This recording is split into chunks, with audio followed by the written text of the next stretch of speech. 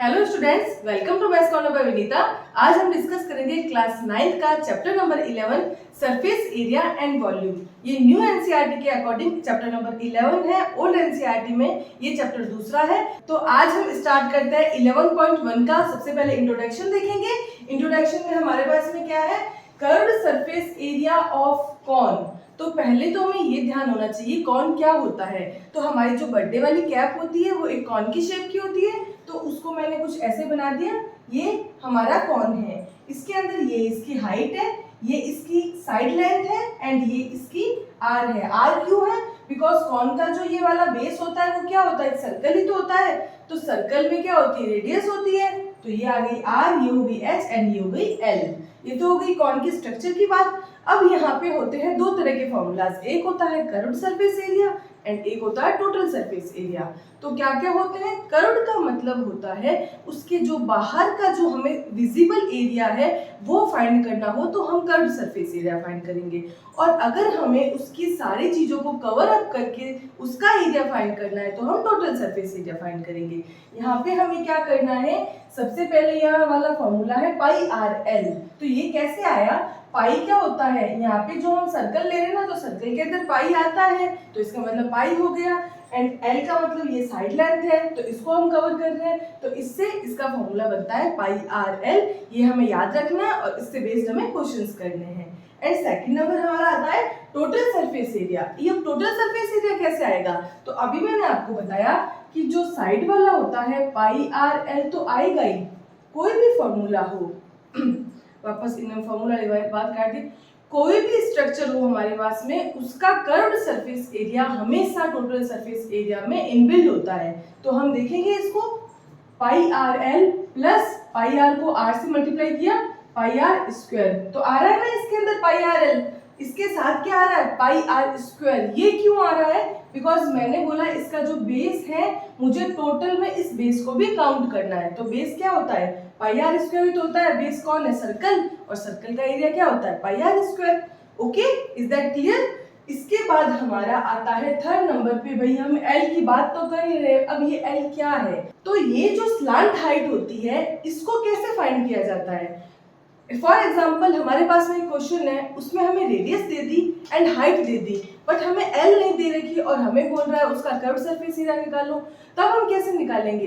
पाई हमें पता होगा, आर भी हमें पता होगा, बट एल नहीं पता होगा।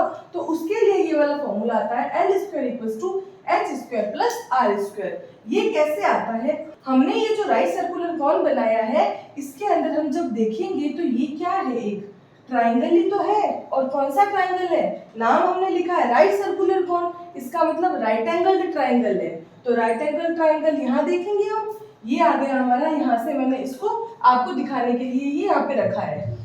इसका मतलब ये तो हमारा परपेंडिकुलर है, ये हमारा बेस है और ये हमारा हाइपोटेन्यूस है। तो हमने एक थ्योरम पढ़ रखी है, पाइथागोरियन थ्योरम। क्या होती है वो? हाइपोटेन्यूस का स्क्वायर इक्वल्स टू बेस का स्क्वायर प्लस परपेंडिकुलर का स्क्वायर। ओके, तो यहाँ पे हम ये वाली थ्योरम यूज करेंगे एल का फॉर्मूला निकालने के लिए। तो कैसे निकलेगा हाइपोटेन्यूस? यहाँ पे हमारी स्लांट हाइट ही तो हाइपोटेन्यूस है, तो एच की जगह आ गया एल। यहाँ पे बी बेस, बेस यहाँ पे हमारा क्या है, रेडियस है, एंड परपेंडिकुलर क्या है, हाइट है। तो यहाँ पे बेस की जगह रेडियस आ गई, परपेंडिकुलर की जगह हाइट आ गया। यहाँ ये हो जाता है हमारा formula L square equals to H square plus R square. And इसके बाद में हमें अगर एल की वैल्यू फाइंड करनी हो तो हम एल को यहीं रख देंगे एंड रूट निकालेंगे H square plus R square. तो जो भी हमें दो वैल्यूज दे रखी होगी उनको ऐड करके उसका रूट निकालेंगे तो हमारे पास में स्लांट हाइट की वैल्यू आ जाएगी। ये हो जाएंगे हमारे तीनों फॉर्मूलाज जो हमारे 11.1 के अंदर हेल्प करेंगे। तो अब हम करते हैं 11.1 का क्वेश्चन नंबर 1। क्वेश्चन नंबर 1 में हमें बोला है diameter of the base of a cone is 10.5 centimeter and its slant height is 10 centimeter. Find its curved surface area. तो अभी हमने फॉर्मूलाज देखे थे, उनकी हेल्प लेनी है, बट यहाँ पे हमारे पास में डायमीटर दे रखा है तो पहले हम रेडियस फाइंड करेंगे। तो क्या होता है डायमीटर? डायमीटर दे रखा है हमें डायमीटर इक्वल्स टू 10.5 सेंटीमीटर, और हमें पता है डायमीटर रेडियस का डबल होता है, इसका मतलब ये 2r की वैल्यू है 10.5। r इक्वल्स टू आ जाएगा 10.5 अपॉन में 2, पॉइंट हटाएंगे नीचे 10 आ जाएगा, 10 और 105 को कट कर देंगे, 5 2 जा 10, 5 2 जा 10 एंड 1, तो ये आ जाएगा 21 अपॉन 4। इसको सॉल्व करेंगे तो आ जाएगा 5.25 सेंटीमीटर। ये आ गई हमारी रेडियस की वैल्यू। और अब हमारे पास में और क्या गिवन है, L इक्वल्स टू कितना दे रखा है 10 सेंटीमीटर। नाउ हमें पता है क्या होता है curved surface area, curved surface area of cone equals to pi r L.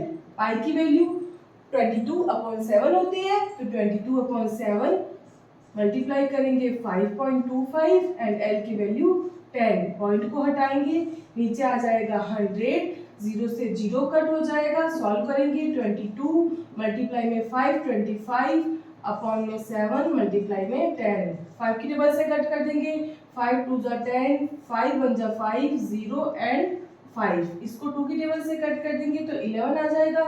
अब 105 को 7 की टेबल से कट कर देंगे, तो 7 1 जा 7, 7 1 जा 7, पीछे 3 रिमेनिंग रहेगा 35, और 7 5 जा क्या आता है 35, तो मल्टीप्लाई करेंगे हम 11 को 15 से, 11 को 15 करेंगे तो 11 5 जा होता है 55, कैरी आ जाएगा 5, 11 1 जा 11 एंड 5 क्या आ जाएगा 16। तो हमारा आंसर आ गया 165 सेंटीमीटर स्क्वायर। ये हो गया हमारा कॉन का कर्व सरफेस एरिया।